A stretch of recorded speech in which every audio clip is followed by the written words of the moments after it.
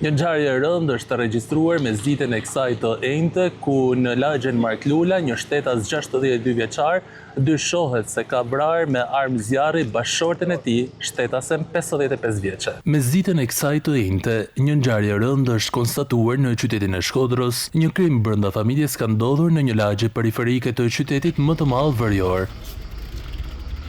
Sipas njoftimit zyrtar të policisë së Shkodrës, rreth orës 13:30 në lagjen Mark Lula, dyshohet se për motive të dobta, shtetasi Shtjefën Ziçi, 62 vjeç, ka vrarë me armë zjarri bashkëshorten e tij, shtetasen Bardhe Ziçi, rreth 55 vjeçe.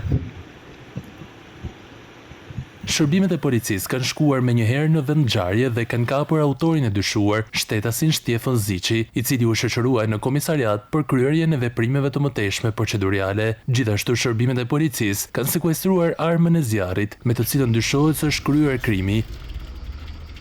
Policia e shtetit bën me dije se grupi hetimor në drejtimin e prokurorisë vijon veprimet për zbardhjen dhe dokumentimin e plotë të rrethanave të ngjarjes së rëndë.